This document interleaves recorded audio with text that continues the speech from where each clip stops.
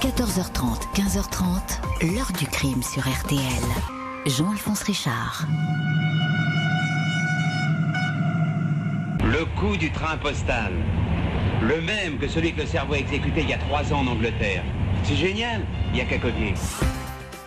Bonjour, clin d'œil dans cette émission, vous l'avez reconnu, à Jean-Paul Belmondo bien sûr, à qui la France rend aujourd'hui un dernier hommage, acteur qui fut indifféremment flic et voyou et qui à sa façon a écrit une page du crime au cinéma. En 1969, il figurait ainsi au générique du film Le Cerveau de Gérard Houry, scénario librement inspiré de l'un des braquages les plus fous de l'histoire, l'attaque du train postal Glasgow-Londres qui s'était déroulé seulement 6 ans avant la sortie du film. Un convoi bourré de sacs de livres sterling, une incroyable opération commando conduite selon un minutage d'une précision mathématique, un butin de 2 600 000 livres, l'équivalent de 50 millions d'euros, une affaire inouïe, sans le moindre coup de feu, de quoi faire passer les assaillants du Glasgow-Londres pour des Robins des Bois modernes. Je vous raconte aujourd'hui cette affaire qui, plus de 50 ans après, fourmille encore de questions. 14h30, 15h30, l'heure du crime sur RTL. Aujourd'hui, dans l'heure du crime, l'attaque du train Glasgow-Londres, l'un des plus grands casses de l'histoire, attaque de légende, qui commence à l'été 1963 dans le brouhaha, les bruits de locomotives et les sifflets du chef de la gare centrale de Glasgow. Ce mercredi 7 août 1963, une intense activité règne en fin d'après-midi sur les quais de la gare centrale de Glasgow. Un imposant bâtiment victorien qui trône au milieu de la cité écossaise. Le Travelling Post Office Special, le train postal spécial, est sur le départ. Des employés chargent les derniers sacs de courrier juste derrière la locomotive. La voiture numéro 2 est parfaitement identique aux autres, sauf qu'ici, un policier en uniforme monte la garde. Ce wagon, qui va bientôt refermer ses portes, renferme un trésor. 128 sacs scellés remplis de billets de banque, 2 595 000 livres sterling, l'équivalent de 50 millions d'euros. Des sacs placés dans des armoires métalliques, faciles à repérer.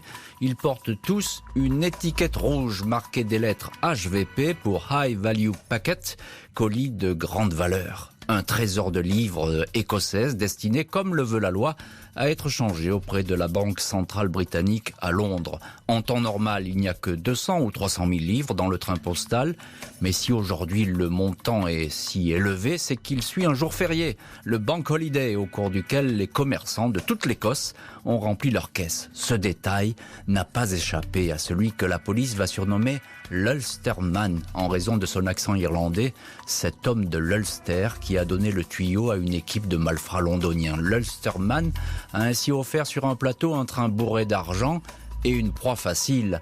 Pas de policiers à bord, aucun des 77 postiers n'est armé. Qui plus est, par mesure d'économie, la radio n'a pas été installée sur ce convoi qui, officiellement, ne transporte que du simple courrier. Le train postal quitte la gare de Glasgow à 18h50. Le convoi, tracté par la plus puissante des locomotives diesel britanniques, va rouler sans interruption pendant 640 km. Il doit atteindre sa destination, la gare londonienne de Euston, le lendemain matin à 3h59 précise. Aucun incident jusqu'aux alentours de 3h du matin, jeudi 8 août. Passé la localité de Leighton Buzzard, à une bonne heure de Londres, le conducteur de la locomotive, Jack Mills, aperçoit un feu rouge. Il stoppe le convoi. Son adjoint descend sur la voie pour décrocher le téléphone d'urgence.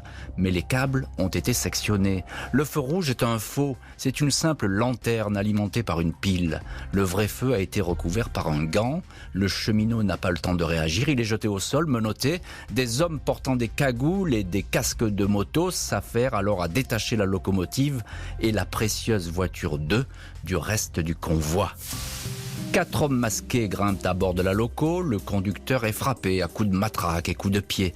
Le plan prévoit qu'un membre du commando prenne les commandes de la motrice pour avancer un petit kilomètre jusqu'à Bridgau Bridge, le pont de chemin de fer de Bridgau.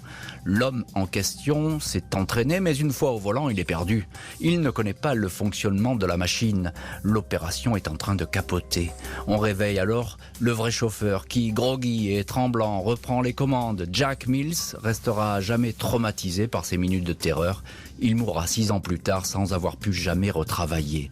La locomotive et son unique voiture parcourent le fameux kilomètre pour s'arrêter sur le petit pont. Cette fois, les voleurs forcent les portes de la voiture numéro 2.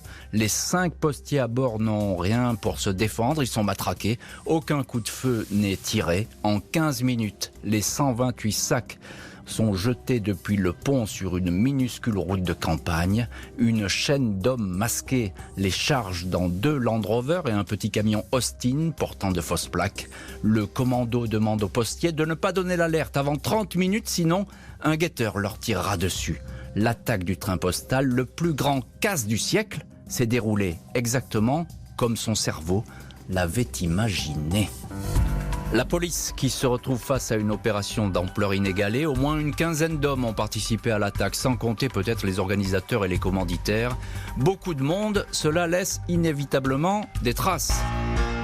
Ce jeudi 8 août au matin, une cohorte de policiers en uniforme et en civil arpente les abords de Bridgend Bridge, le pont sur lequel la voiture numéro 2 et ses millions de livres sterling a été dévalisé.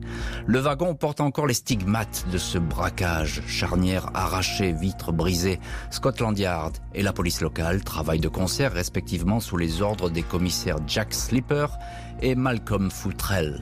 Croyant bien faire, les employés des chemins de fer ont réparé le feu rouge et détruit des indices. Les enquêteurs collectent toutefois une poignée de billets de banque ainsi qu'une matraque. Les traces de pas sont nombreuses, mais les empreintes digitales introuvables, et à l'époque, l'ADN n'existe pas. Le commissaire Futrell est intrigué par l'ultimatum donné par les braqueurs aux cheminots. Ne pas bouger avant 30 minutes. Le temps suffisant peut-être pour rejoindre une base arrière. Un rayon est alors tracé sur une carte. L'intuition du policier est bonne. 5 jours après l'attaque, 13 août, la ferme de Liverslade, à une quarantaine de kilomètres, est localisée. Une ruine achetée 2 mois auparavant par un Londonien pour en faire une résidence secondaire. Les gens du coin ont vu passer récemment 2 Land Rover avec des hommes portant des salopettes de maçons et de peintres. Des ouvriers qui, semble-t-il, s'étaient tout de suite mis au travail en obstruant toutes les fenêtres de la masure.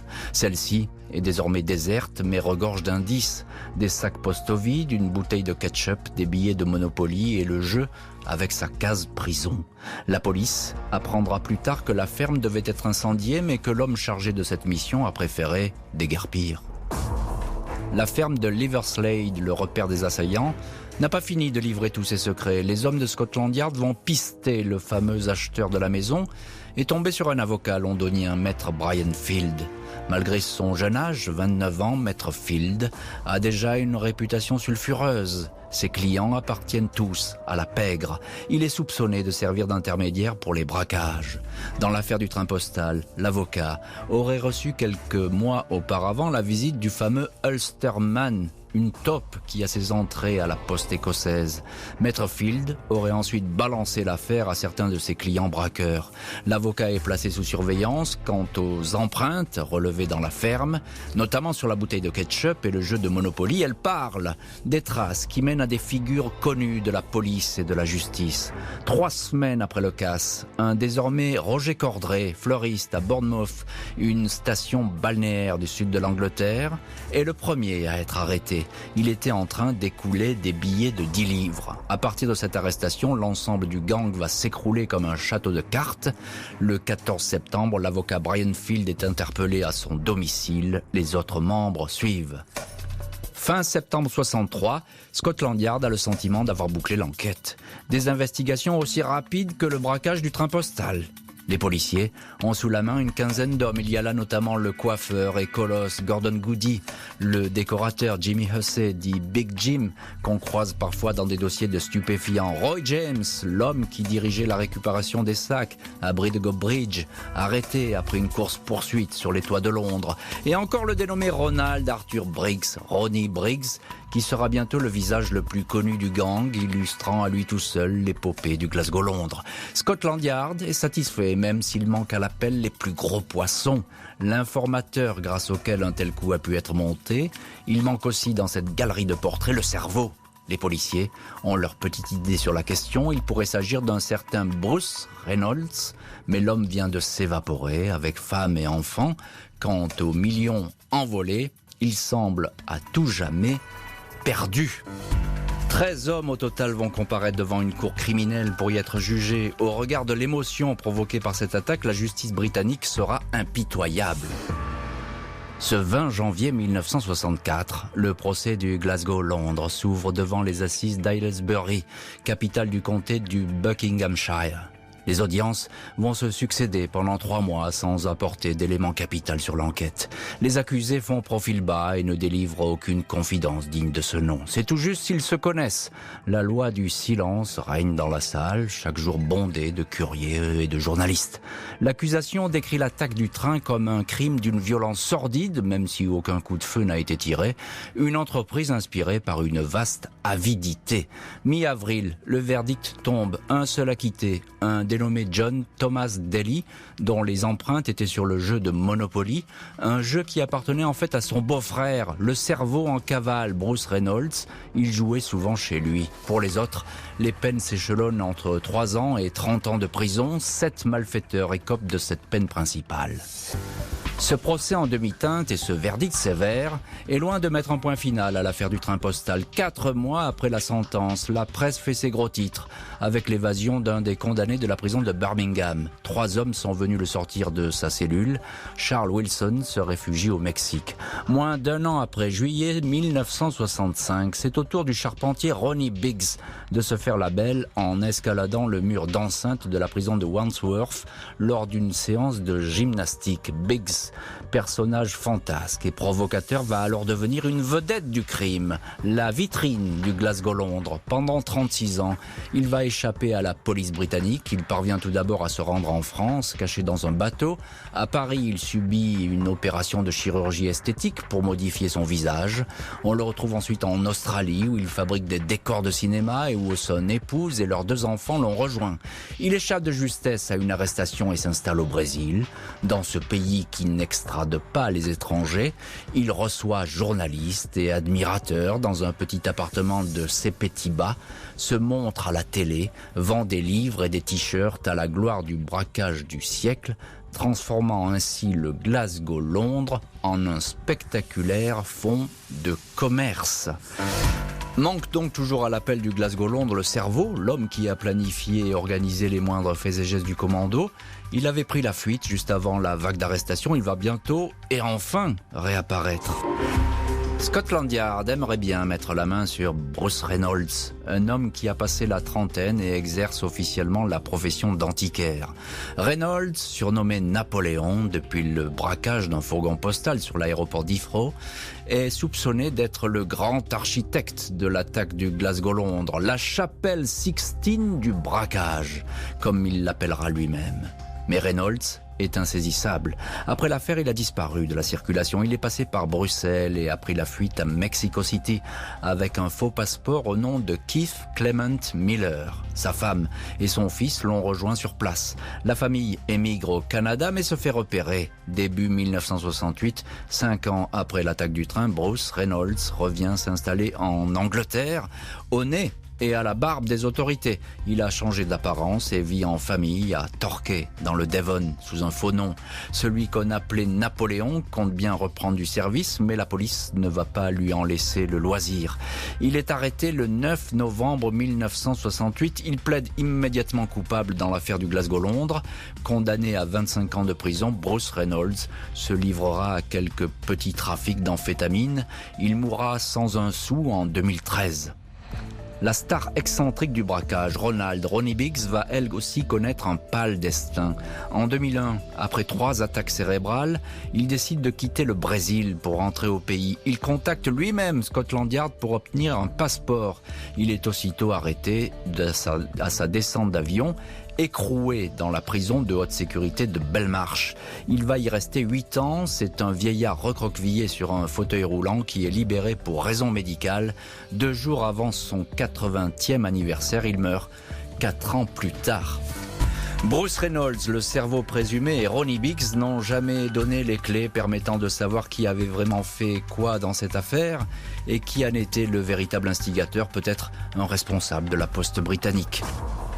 Plus de 50 ans après l'attaque du train postal Glasgow-Londres, l'histoire continue de susciter questions, supputations, explications plus ou moins fantaisistes.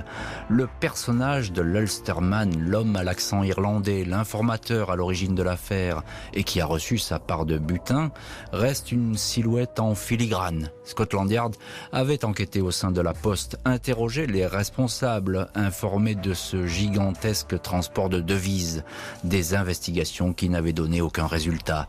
L'un des membres du commando, l'ex-coiffeur Gordon Goody, reconverti en patron de bar sur la Costa del Sol, en Espagne, avait fini par donner un nom, celui de Patrick McKenna, un employé des postes irlandais travaillant à Londres au centre de courrier d'Islington. Il avait vu son nom sur un étui à lunettes qu'il avait oublié lors d'une visite de préparation du coup. Aucune preuve ne viendra corroborer cet aveu très tardif. L'argent du Glasgow-Londres n'a jamais refait surface. Les petites coupures entassées dans des sacs, essentiellement des billets de 1 et 5 livres, auraient été rapidement partagés et vite dépensés. Les numéros de billets n'étaient pour la plupart pas répertoriés. Une légende tenace dit qu'une partie du trésor est enfouie dans une forêt anglaise, mais il ne s'agit dans cette histoire que d'une légende, une de plus. L'heure du crime, présentée par Jean-Alphonse Richard sur RTL.